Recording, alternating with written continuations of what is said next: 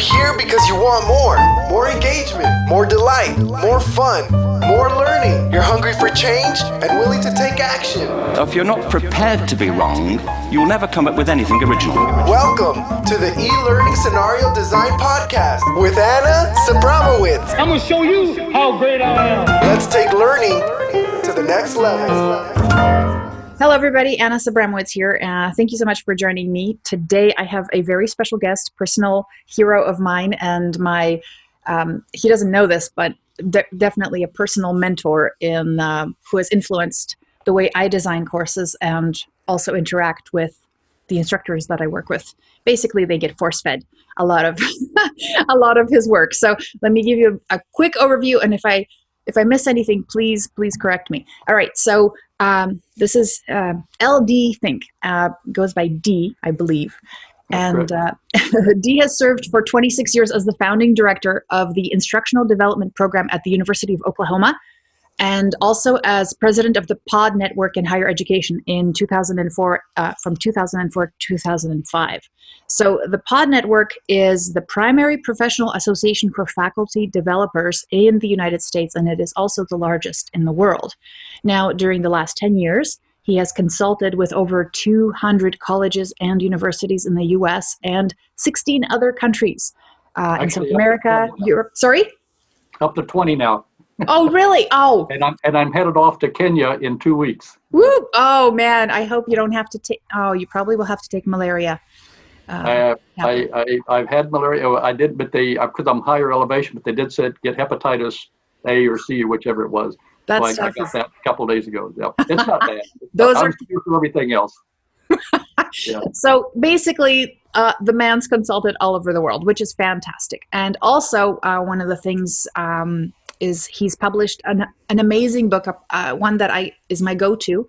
It's called Creating Significant Learning Experiences, and it is a fantastic guide on how to design courses for higher education. So, yes, there it is. That's a beautiful new cover. I still have the old school blue one, so yep. That's They're fabulous. both good. Basic ideas are identical. Yeah. So fabulous. Thank you so much for joining me. Okay, so first let's talk about the origin story. Kind of like, let's get into it. How did you get into this profession? What still drives you? Why are you still traveling to these places and taking malaria, hepatitis pills? Hepatitis C shots, etc. Yeah. Well, it's a little odd story, so it's interesting that you ask. Starting with, when I went to school as an undergraduate, I had no interest in being a teacher. I took no education classes. My major was a social science major. But right in the last year of my undergraduate years, that was 1962, President Kennedy started the Peace Corps program. I was attracted to that. I'd always been interested in things international, and I signed up for that, or at least I applied for it. They accepted me and asked me to go to the country of Iran for 2 years, 62 to 64, to be a teacher. Well, no, let me back off of that. To go to a school. Our whole project was working in agricultural high schools, and I got picked in part because I grew up on a farm, so I had an agricultural background.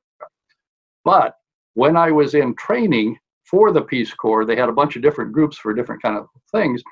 I was in the animal husbandry group. They had a separate group that I was not in for teaching English as a second language, what they knew some of the people do. However, when we got to Iran and they signed people to schools, I ended up going to one where they needed somebody to teach English as a second language. I did that. I had no training for that whatsoever. Those people did. I did not. I was floating. I was winging it. Basically, literally winging it. So I was trying to figure out, how do you teach people English as a second language with almost essentially no help at all. So I was on my own. Did that for 2 years. Had a chance to travel around for a year afterwards and do some other things. And then I came back and I got a job. This was in the mid-'60s. Vietnam was building up the United States. I got drafted, in fact, but I wanted to keep the draft off my back. One way you could do that was teach school. So I got into teaching school. If I took a couple summer courses in education, which I did, got in there, taught English, math, junior high. I could handle that halfway. But they had a geography course. Now I traveled around the world. I'd been overseas for 3 years. I really thought it'd be fun to teach that. Had no training, first of all, in not teaching, but I had no training in how to teach geography. Again, I was winging it. I knew I couldn't use a textbook. I'd get bored after 3 weeks, as would the students. I had a gazillion slides which I could show, which would be interesting for about the first 2 or 3 times. But after that, when I flipped out the lights, they would, I would flip them out. Okay. So I had to do something creative. And then at the end of that year, I saw a poster in the school for I think it was a 6-week institute in Western Illinois. I was teaching in Illinois where I grew up, for teachers, K-12 teachers of geography. So they were focused on subject matter K-12. I said, whew, wouldn't it be nice to know what you were doing? Okay.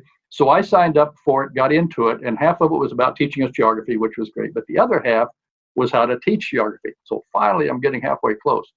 And it was in that institute that somebody put out the idea that one way to put together a course is to, first of all, figure out what you want them to learn by the end of the course. And then part 2, ask yourself, what would they have to do to learn that? And I said, man, what a powerful idea. and I was all excited to go back to my school and try that out. But I got disrupted because in the middle of the institute, I got drafted again, couldn't get out of it, had to go in the military. Oh, wow. I spent 4 years in the Navy. But then when I came out, now I had the military behind me, had my traveling around behind me for a little bit. I could figure out what I wanted to do. I went through some hard choices, but finally figured out to go back and pick up that teaching of geography, which I really got excited about. Went to grad school and worked with a guy who had a joint appointment at the University of Chicago, a joint appointment in geography and education. So he was just ideal for me. And we worked together. And then one of the things, but I was thinking K-12 teaching of geography. But while I was in grad school, a couple things happened that started to shift to higher education. And then my advisor got selected by an NSF grant to the group of geographers to prepare graduate students for college teaching. So he was the director of it. And I was his only grad student in that kind of working with geography and education. So I became his right-hand man. So we spent 2 to 3 years working with directors of various programs in graduate schools around the US on the question, how do you prepare somebody for college teaching, specifically in geography, but mainly it was about college teaching. That's what really took me further into good teaching, but also got me into the question of faculty development. How do you help somebody become a good or better teacher? Got familiar with some of the literature, some of the ideas, what program activities might be, et cetera. And so that was really into teaching, and then the teaching geography, then into higher education and faculty development. It was kind of the sequence there. Didn't start out that way, but once I got into it, and especially once I started the program at Oklahoma, I just knew this is where I belong. I mean, it felt something I had a passion for. I felt I had some skills and knowledge about it, needed to develop them all the way through, but it just really felt right. And when you ask about, so what keeps me going all these years, that's a valid question. I think it's because I have seen in my own teaching, but also seen with others, there really are things you can learn, any teacher can learn, that can make them better. Everybody's learned some of this along the way, but there are always additional things you can learn. And I've seen for myself, when I learn these ideas and learn how to apply them properly and effectively in my own teaching, it increases student attendance, it increases student engagement, it increases the quantity and quality of student learning. And those are things that I've also learned I care about. And if I can learn some things that will help me with that, that's what I want to do. And that's kind of what I want to help other people do. For those who care enough about their own teaching, they want to make it better. And so that's literally what keeps me going. Do you perceive that there's been, I mean, you travel to so many places, are you still feeling there's a big gap, or do you think that there's been a shift because of internet? Well, both are true. There is a big, the internet is changing the name of the game somewhat, but I would say it's still true that there's a big gap between current practice and what we could be doing face-to-face or online, either way. There is, I can sense the beginning of a movement towards, we got to figure out how to do this better globally. The U.S. isn't quickly leading that, but it is happening. We're in it. The only thing we're doing halfway there is we do have probably, well, no, not even that. I can say a high percentage of universities with faculty development programs We do have we're kind of in the middle on that. We're better than the undeveloped countries, but places like the British Empire, which is England, but India, South Africa, Australia, New Zealand, those kind of places have moved one step further, which is requiring of beginning teachers, either you got to have so many hours of learning about teaching before you can promote it to the next level, or something like that, or they've had universal faculty development programs like England. More or less all universities have a faculty development program. In the U.S., we probably got 40-50% by now, somewhere in that area. So it's still a good percentage, but still not the majority, like some other countries. So the U.S. is kind of in the middle of this. But the other thing that we're learning is, that whole shift to a learning-centered teaching as opposed to teaching-centered, that paradigm shift article. That's starting to gain traction, and which is why I'm getting invitations to go to other countries. They know there's something afoot. They know they need something better.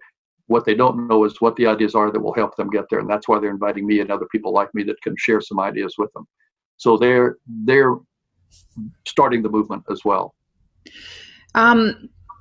So this might be a little bit of a shift, maybe getting down into the more than the gritty of what I found in your book and just in your approach is that you have a very unique approach when it comes to identifying who the learner is.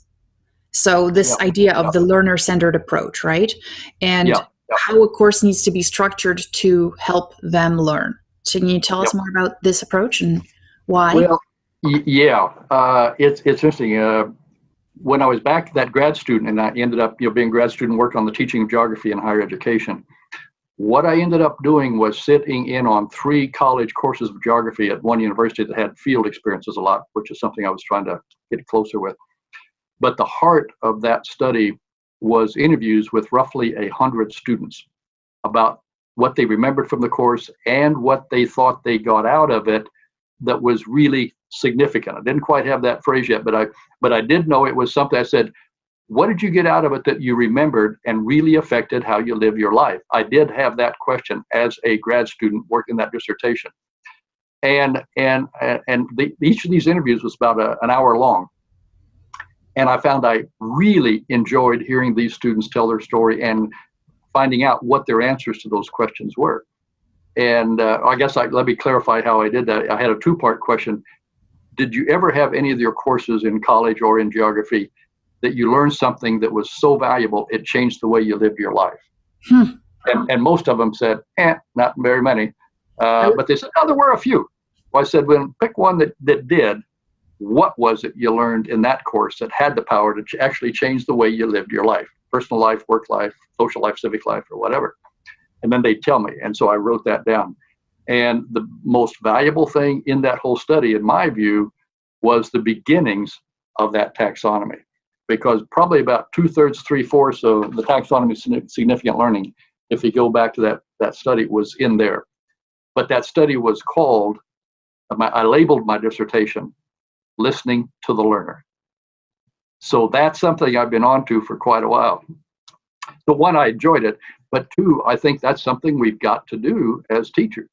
And here's the reason why. I was thinking about that after looking at your question. It says all teachers have 2 questions they've got to answer if they want to be effective. 1, they've got to understand their learners, what's going on with them, what makes it challenging for them to learn this material, either something about them or this material in relation to them. And then 2nd, once they get a clue on that, they have to learn how to help them overcome whatever those challenges are and learn it successfully. Well, to do that, you've just got to learn some things about your learners and how they're responding to the material, how they're responding to the way you're teaching of it. And that led to one of the things that I thought really helped me a lot as a teacher. This is about halfway through my teaching here at Oklahoma. And I finally developed what I called a questionnaire. Well, I developed a questionnaire to give at the end of a course to students. And I called it focused feedback. It wasn't like the usual standard questionnaires for students. Was this a good course? Do you like it or not? You want that information. But this focus feedback had 2 parts, and I had another version that had 3 parts. But the 2-part version, just to explain it simply, was first part was, here were the things that I had hoped you would learn in this course. That was from straight out of the syllabus, my learning goals. And I said, please give me a rating and a set of comments. How well, each one of these, one by one, how well did that happen for you? And I'm not asking for you to say this course was, magic and wonderful in every aspect. If it happened, I want to know that. If it didn't happen, I want to know that, high, medium, or low. And then why? What helped it happen? What didn't happen? So give me that for all the goals. And then the second part was the learning activities. I did briefly describe each learning. Had readings, we had maybe some mini lectures, we had some small group discussions, we had whole class discussions, whatever we had some independent projects. Each one of these, the purpose of that activity was to help you do this, that, or whatever. Question, to what degree was that effective for you? Okay, and so I got their answers. And when I took that and then kind of summarized the answers, there's always a range. So for any given thing, some things were effective or not effective. But I had a high resolution picture of which of the learning goals were happening for most of the students and which weren't. And some clue as to why. They were telling me why they weren't. And the same thing for the activity, what was working and what wasn't. And that allowed me to know what to keep on, what was working, keep it, and what needed some tinkering, some changing, minor changing or big changes or whatever. But that focus, that information that allowed me to do that came from, if you will, listening to the learner, in this case via a questionnaire about a specific course. So I think doing things like that continues to, that's what you got to do to be effective and to get more effective, is you've got to find out from students, is this working or not? You can do it quicker, you can do it at the end of the course, but we've got to make the learning work for the learners we have. And to do that, we've got to listen to them. I really like that approach. I think that there's this aspect of it which kind of asks you to let go of your ego a little bit, right? Because it's hard to get that feedback. How do you think about that? Well, yeah, I think that's only hard to give that up if you think the course is all about me. There are teachers who feel that way. Oh, yeah. I've got a lot of knowledge, and I've worked hard to get it. And my job is to share my knowledge with you. So it's from me, about me, etc. Okay? And if that's your attitude, yeah, it's going to be hard to give that up. But if you buy that teaching to learning paradigm shift, that it really, I'm an element, I'm an important factor in this whole thing. But the bottom line is not about what they think about me or whether they think I'm the most erudite, knowledgeable person they've ever met, at least on this subject or whatever. That's not what it's all about. It's all about their learning by the end of the course. And if we can make that shift, then I need to do whatever I can do to get that to happen as well as it possibly can. So if you ever, I didn't start out with, where I didn't have a clue. I knew I didn't know what I was doing back at the Peace Corps that first time I was teaching before I had any training about what I was doing. I knew I wasn't great. I knew it wasn't about me, but I knew I wanted good things to happen for them. And so I got started that way. So when I read that paradigm shift, it helped me clarify some things, but it was more of an affirmation of something I sort of intuitively felt. But if you realize it's all about the learning, then that's not a hard shift to make. I think that's maybe a little more difficult when you come to like when you start with faculty that came in as experts versus coming in as teachers, like they do in K-12, right? It's a different. Oh yeah. Yeah. So, I get but that. Here's the counter argument for that. Even when faculty do have pride, and oftentimes justifiable, there were a lot of great, very knowledgeable people here at Oklahoma who taught from that base and everywhere I've gone. But even so, even those teachers don't like to go to their classes and see only half the students there, if that. Or of the students there, half of them not paying attention, or they're just not interested or engaged. Or to get to the end of the course or things along the way and see students doing really poor work, indicating they really have not learned. That's not an enjoyable experience for anyone, okay? And I've seen that happen for very knowledgeable people, okay? So my selling point is, even if they've got a big ego, would you be interested if I could share some ideas with you that would increase student attendance, increase student engagement, increase the quality and quantity of student learning. If I can tell you based on my own experience as a teacher and lots of other people, I think we can increase those and improve those for your courses. Would you be interested? Would you give me a little of your time? And most people will find it hard to say no to that. Okay? If they're having trouble in that area. Yeah. So that's the roundabout on that, I think. So I think there's a lot of misconceptions about what active learning actually means. I think when we talk about active learning, some people are just like, somebody's just interested, but it's not just that. Can you go more deeply into that? Yes. I think that was a common misreading of what active learning was for when it first got started, in part because the people who wrote those books, the subtitle after active learning was how to increase student engagement. Well, it does, okay? But student engagement is not the same thing as the student learning. It's an essential means to the learning, but it's not the learning itself. You still have to get to that second step. So it's a gotta have, but the purpose of it is not just to make things exciting. So how do you plug it in a way that really promotes the learning as well as the student engagement? If you do it right, it will increase engagement, and to do that right, it'll increase the student learning. But when you suggested we might want to talk about the meaning of active learning, what we do with that, people often joke about Fink in my book and my ideas, that I know I've really got a good idea when I can illustrate it with 3 circles in a triangle. And from the course design to a whole bunch of other things. I think it's great. I think most people just I like it. It's great. It's also a good thing. Yeah. I got to tell you, I think to me, an expert is somebody who can present things very, very simply. And to me, the fact that I can look at that and remember all those elements. Yeah, the 3 I can remember. Yeah. Yes. 14 I can't. Yeah. Well, and same thing with active learning. When I said, okay, what is it we're really talking about? Well, and again, I thought there was some understandable misperception. Everybody said we got to stop lecturing, or if you translate in the teacher talk, and not true. I said, but or reading, all this reading of books and stuff. And they said, but wait a minute. I said to myself, wait a minute. I like to listen to a good lecture.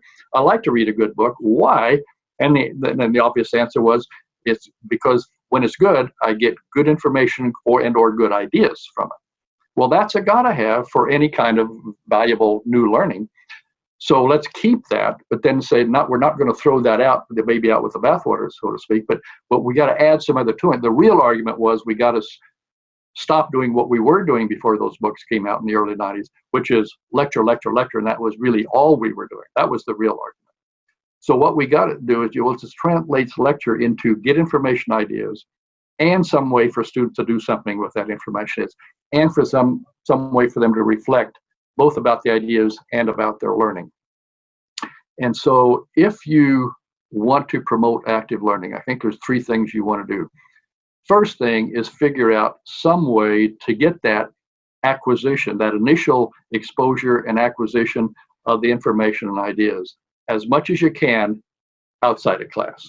Because that's just when we have to have a classroom and we pull all the students same time, same place, the teachers same time, same place.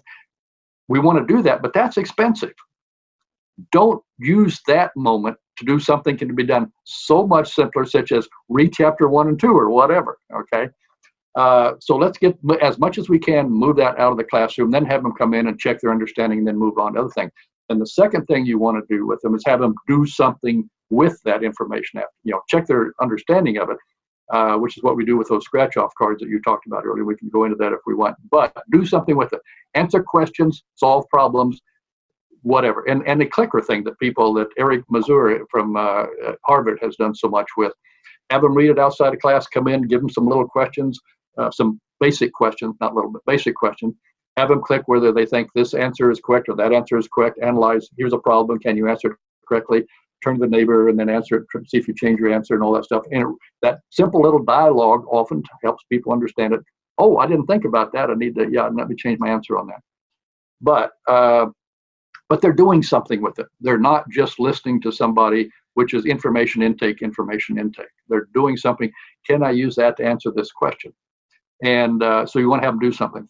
Then the third thing I think we really need to do is have them reflect, not just on do I understand it, but reflect on their learning.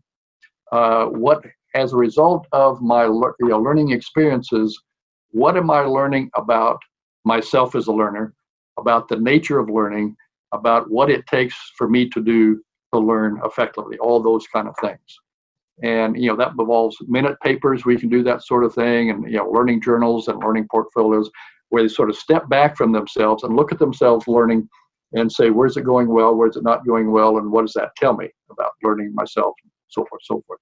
So, as much as we can, move the information and idea stuff acquisition outside of class.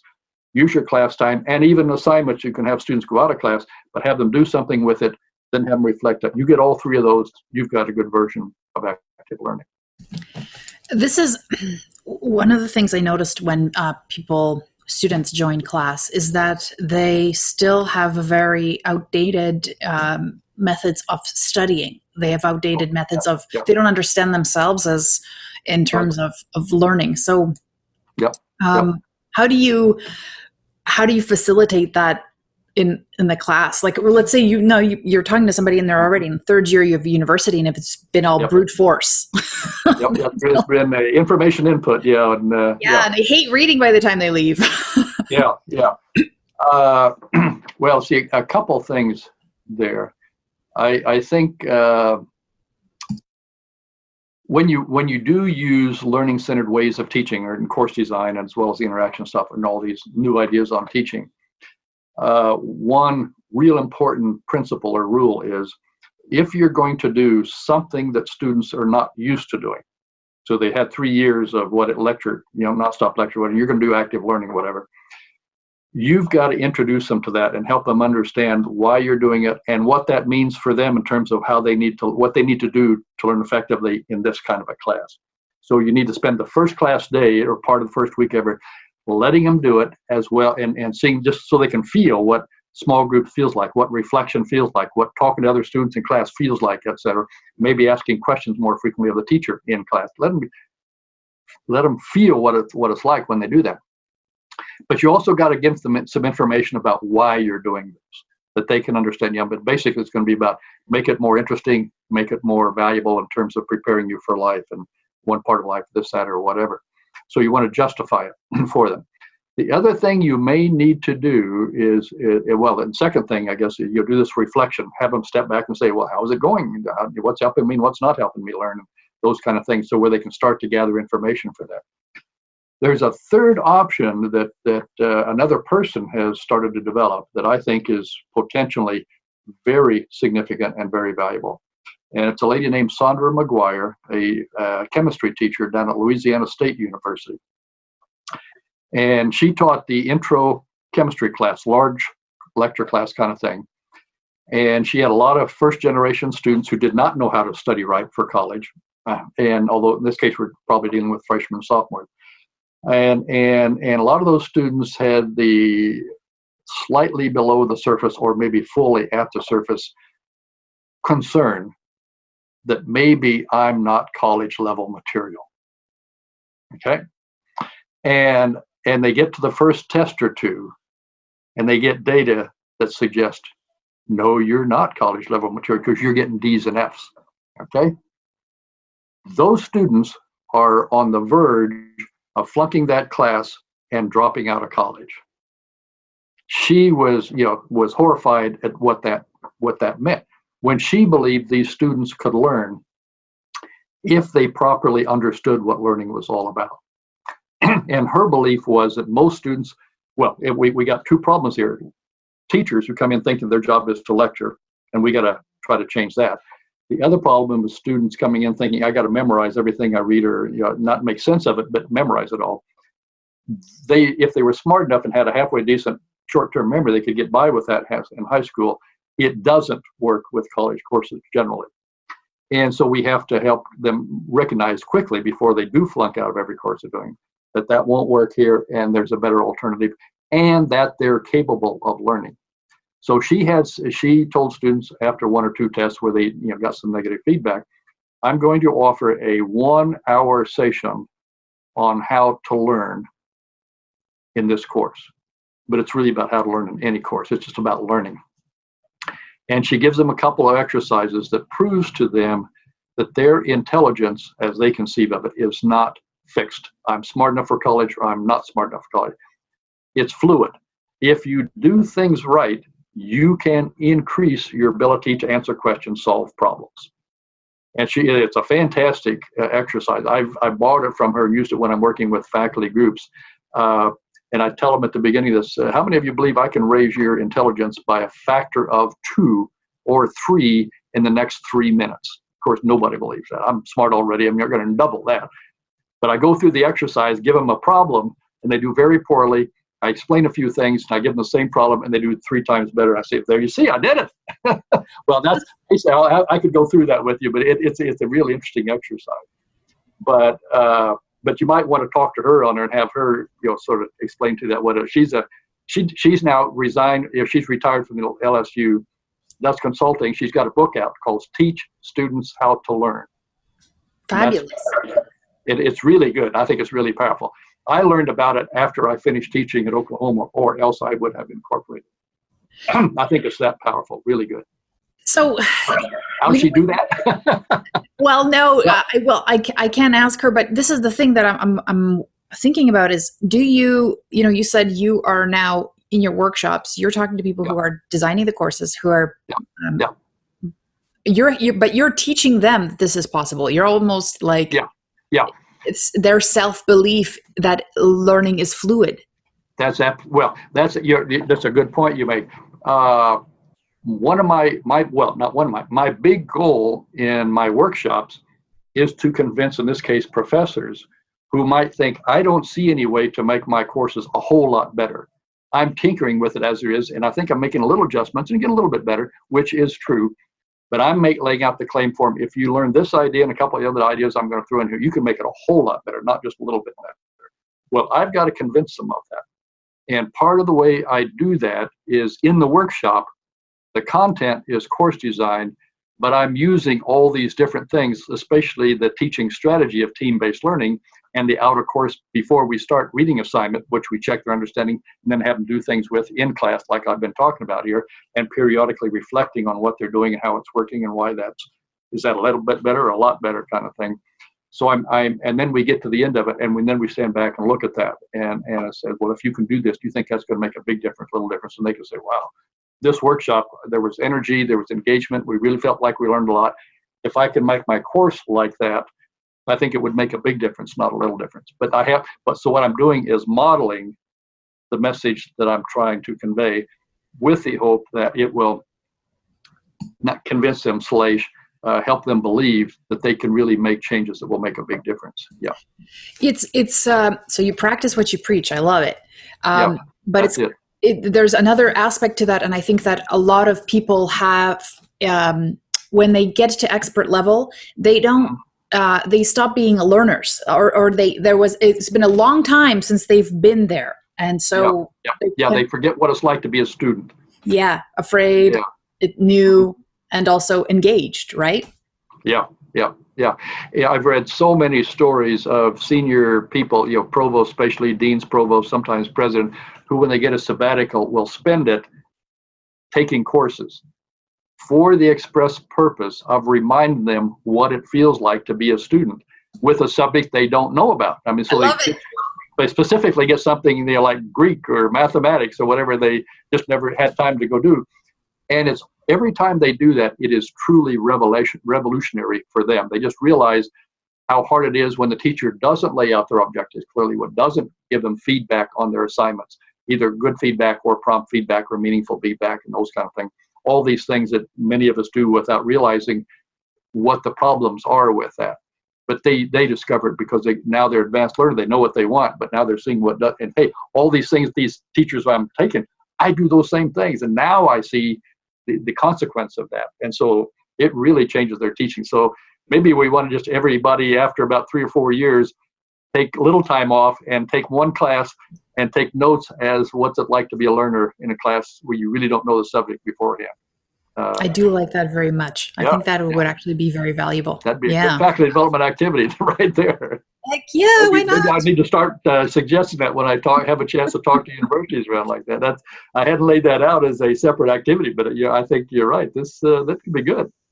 So you like I've attended 2 of the workshops that you run. So what kind of, when you're running these workshops, tell us about one that you run, and what do you think these are things that most people struggle with when they're in a workshop? I'd probably put my finger on 2 things that's really challenging for people to get their heads wrapped around, and well, not only their heads, but buy into right off the bat. The thing that's a little challenge, that from teaching to learning, that whole learning paradigm shift. Most people are still operating, even though that article's been out now 25 years or more. They're still operating with a teaching paradigm. The word hasn't gone out to the faculty level that we need to think about what we're doing. And so I often lay that out at the beginning, and I lay out what I hope is a semi-persuasive way, but it still takes time for them to adjust their activities to reflect what that would mean if you operate as a teacher on a learning-centered paradigm. So that's one thing that's a challenge. The other is the taxonomy, I think. It's not hard to get their head wrapped around, but when they say the right-hand side of my taxonomy, the part that's Bloom repackaged, the foundational knowledge, application, integration, they've been doing that and living with that, as a student and as a teacher for some time. So the idea of what they might need to do to promote it and might need to do to assess it, they've got half an idea. But the left-hand side, the human dimension, the caring, the learning how to learn, how would we get that to happen? And even more challenging, how would I ever assess it? I mean, and I literally get that direct question almost every workshop when we start getting to that part of it. Oh, I believe it. Yeah. Yeah. And so I have to spend some time suggesting examples. And also, part of the answer to that is, remember, we're talking feedback, not necessarily grading. Mm-hmm. Okay. You will want to grade all of the right-hand side at some point. You may well want to you may want to grade how well you interact with others if that's part of your grading system, like with small groups, and how well are you learning how to work in small groups. That may be part of your grade, may not be. Caring, almost for sure you don't want to use that as part of the grading system. You assess it, get feedback on how it's happening, but that doesn't mean grading the students on it. And the learning how to learn, you can grade that, or you may just want to give feedback on it. But once you decide, go ahead. So you have the dimensions, and there's 6? 6, yeah. Mm-hmm. I call them 3 on the right in the electron version of it. Yeah. So if you want to just kind of go through sure, off the top of your head, and then the ones that you find difficult sure. to assess.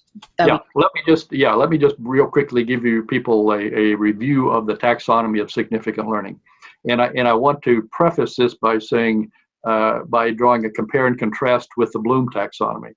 And one of the exciting experiences I had when I was a graduate student at the University of Chicago in the early 1970s was Benjamin Bloom was there and was still teaching, and I got to take a course from Benjamin Bloom. That's so cool, claim to fame. It really was. I mean, he is one of the giants of education. Oh, yeah.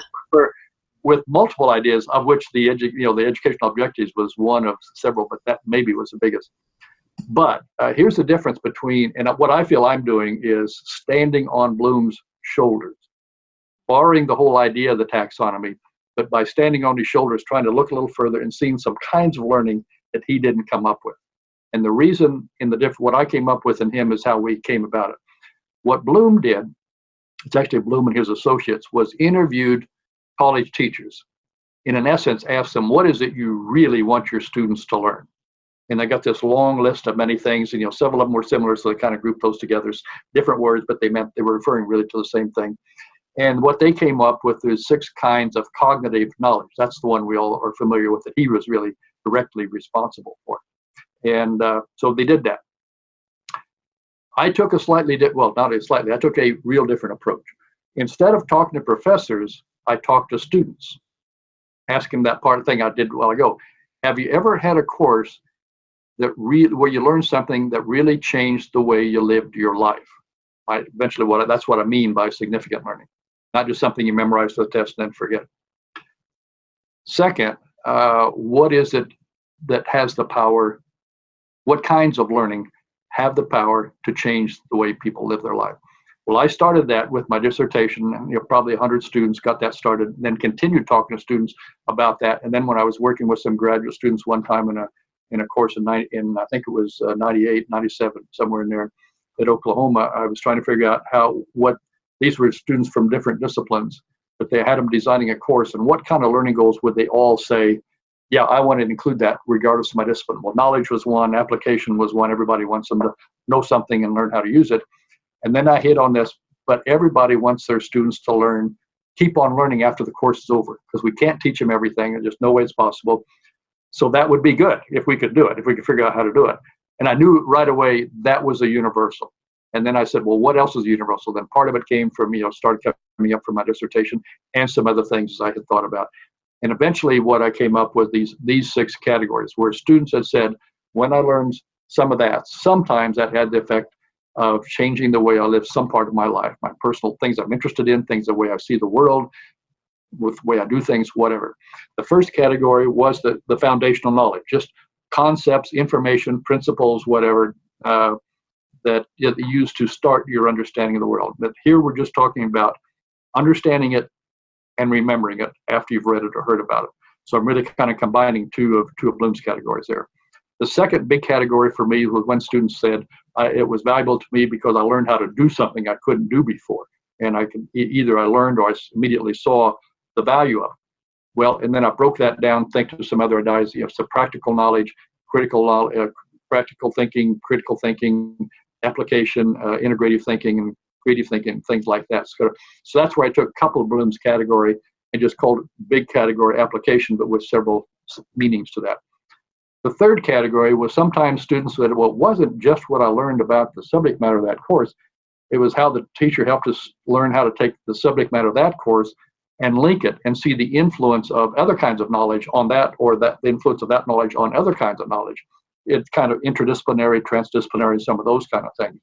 And of course, that starts to be really up the potential significance of any kind of knowledge we get. So that's cognitive, that's like Bloom, that's like his synthesis, putting things together. So all those first 3 are just things Bloom referred to, but this time they came out of the mouths of students as being really valuable when they learned some of these things. But then we move to what this more than just cognitive kind of category. A lot of the second one the fourth category I called the human dimension, with 2 major subparts. A lot of the students said a particular course was really valuable to me because I learned something new about myself, who I am, my self-image, or who I want to be, my self-ideal. I think I'd like to be a person who does this or that or whatever.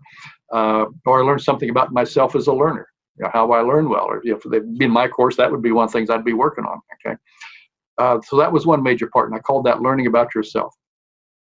But related to that was when they said the course was valuable because I learned how to interact with people, other people, especially people from different myself. But that could be a lot of different meanings, like learning how to work on a team, learning how to be a leader for a group, learning how to work with people who are very different from myself, older, younger, racially different, religious differences, rich, poor, nationalities, whatever.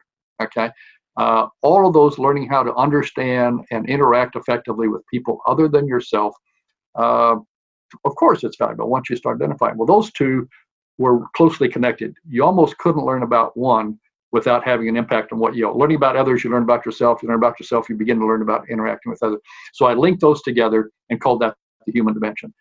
Fifth category was when students said the course was valuable because it got me interested in something I'd never been interested in before. Now I'm excited. I want to go out and look at the astronomy, look at the stars at night or whatever. I want to read ancient history, or I get excited about math, they might say, kind of thing. I'm never excited about math, but now I can see I can solve problems, and when you solve problems, it's fun, or whatever. Or sometimes they say they've made students reevaluate some of their existing values about, say, cultural diversity, about environmental quality, some of those kind of things that we have controversies about in society. They may have one value, but the course made me rethink that. Well, look, that's what basically a value is, something you care about. So to me, that belongs in there. But also another important part of that is professionalism. If we're in professional schools and we're trying to give people up, we want them to value professional work. Well, valuing, it means you care about certain things. I mean, heart, ethics, and responsibility is caring about something.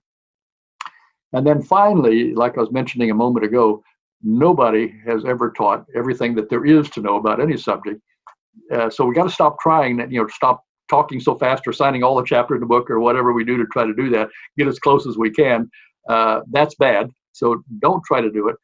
Figure out what the fundamentals are, teach the fundamentals well, but then have an important segment of the course where you address the question of what they could do to keep on learning about this. And one of the things that I have developed for that is helping students develop, actually in the course, developing a plan for their own future learning about this course. Well, a plan means an agenda and a strategy for learning what's on the agenda. So if you can help students develop a list of some things they would like to or feel they need to learn about, and then secondly, develop a specific strategy. Does that mean take some courses, to read some books, go to just visit some websites, visit some people, whatever to each of those. If they can get a strategy, an agenda and a strategy, they've got a plan. Well, that would greatly, if you can help them do that, they walk out of there with a plan that they have built themselves. That's going to increase both the likelihood that they'll try to do it and they'll be able to successfully do it. Okay, so that learning how to learn, and I hate to say it, but I don't hate to say it, but I mean I like to say it. In the 21st century, if there's anything that we know is important, is that everybody really needs to learn things continually their whole life, not just while they're in college. And we're not automatically skilled at that. That's not something you're born with. You have to learn how to do it and get better at it. And I don't think even college students are really skilled at learning how to do independent learning on their own. So I think if they had a lot of courses that helped them learn how to do that, they would exit college with a plan, but also more skills as an independent learner, know how to engage in these things. And that's, for the 21st century, you're not going to be successful unless you learn how to keep on learning and figure out what you need to learn about, professionally, personally, whatever. And so that, to me, that if I had to pick one that for our time in history is critically important. It's always been important, but for it to be critically important for the individual and for society, we need people who know how to learn. So let's help them with that. I agree. So I get off my bandstand now, but but that's not in Bloom. That's not in Bloom. It's not. And it's so important. So that's why that left-hand side, I mean, all those things on the left-hand side, people so often say to me, I just always sort of felt that's valuable, but I never thought it was legitimate to include it as an explicit goal in a course learning goal. And what this taxonomy in my book has done is, in essence, give people permission to do that. Of course, then they have the question, well, how do we get that to happen? But that's what the model of integrated course design tries to help them do. And some of the examples in there helps them do. But so yeah, I think it's a fuller set of valuable kinds of learning than we had in Bloom's taxonomy. That, of course, I'm biased because I'm the creator of it, but I really think that's what a lot of people have found valuable about the book, and they've tracked it. They like that taxonomy and where it allows them to go further than what Bloom did. Everything Bloom did was valuable, but there's some additional things that are also valuable we really need to be addressing. I agree with you. Because I use those. I use the taxonomy with instructors, and I found that, and subject matter experts, and I found that it draws out this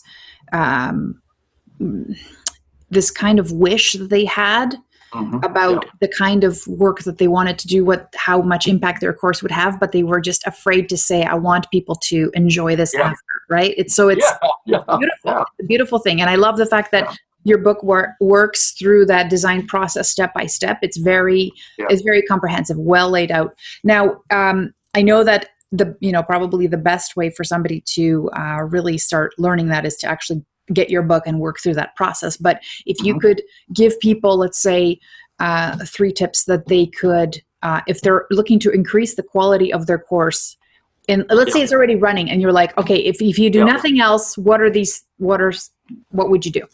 Yeah.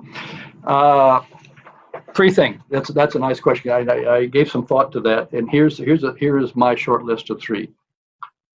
The first is, I think it would really be helpful for students, or for teachers, even before they start spelling out their learning goals, is to back up one step and say, what's your big dream? That was one of the changes I made from the first edition to the second dream. In the workshops, I discovered that one time. if you can pull up a single statement, what's your big dream for students when they finish this course? One sentence, one verb. What's the big thing, like an umbrella statement? What's the big thing you really want them to do? And get some focus on that, and then find a culminating project that is a way to assess that by the end of the course. Would pull that together, and then start saying, how do I get them from not being able to do that to being able to do that? But just to illustrate that the moment that illustrated how valuable that was, I was doing a workshop at a school in North Carolina, and I was trying to get to that, and I asked this one teacher to see if she could be an example for us, and she was teaching a course on acting. And I said, what's the single big thing that you want students to, what's your big dream for this?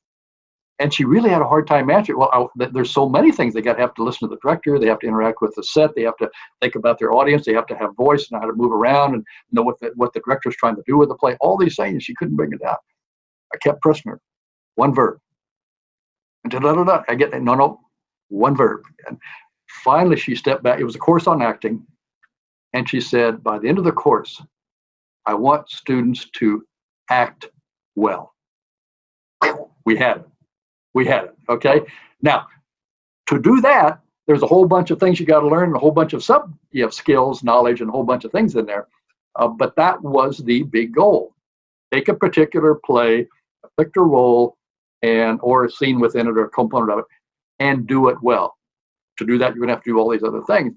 But that was the big dream. So I think if teachers can press themselves to find what is your big dream, but that's going to be exciting for you. And that's also going to help you drive you to say, how can I get that to happen for all the students? If not all of them, the large majority instead of 10%. Okay. Because that's your dream for that course and for those students. So that's going to be helpful for the students, for you, and everybody. So that's one thing. Really spend some time figuring out what your big dream is.